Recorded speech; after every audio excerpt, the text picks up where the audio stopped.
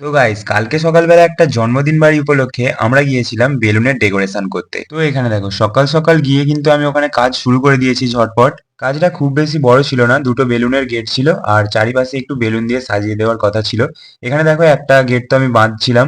আর এখানে দেখো বাড়ির সামনের যে গেটটা আমরা এখানে সেটিং করে ফেলেছি, আর এতটা পরিমাণে রোদ ছিল, রোদের চোটে বেলুন ফাটা শুরু হয়ে গিয়েছিল।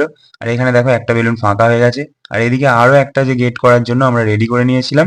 আর এটা হয়েছিল হচ্ছে খাবার যেখানে প্যান্ডেল হয়েছে ঠিক তার সামনেটায়। আর এখানে দেখো সেকেন্ড গেটটাও কিন্তু আমরা এখানে লাগিয়ে দিয়েছি। আর দুটো গেটের মধ্যে কোনটা বেশি ভালো লাগছে অবশ্যই কমেন্টে জানিও তোমরা। আর গেট তো লাগানো হয়ে গেছিল, আর যেখানটায় কেক কাটা হবে সেখানটা অল্প করে একদম সাজিয়ে দিতে বলেছিল।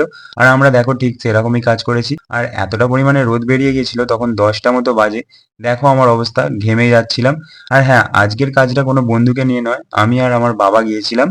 তো চলো প্যান্ডেলের ভেতরে যে বেলুনগুলো লাগিয়েছি সেগুলোও তোমাদের দেখিয়ে দিই। আর এরকম যে নেম প্লেট দেখছো, এরকম নেম প্লেট আমি নিজেই বানাই। তোমরা তোমাদের যে কোনো অনুষ্ঠানের জন্য যদি নেম প্লেট বানাতে চাও তো আমার সাথে যোগাযোগ করতে পারো।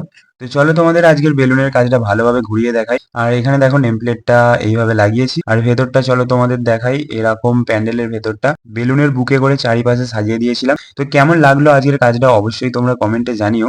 আর ভালো লাগলে লাইক করে পাশে থেকো এরকমই নতুন নতুন আরো মিনি ভ্লগ দেখার জন্য।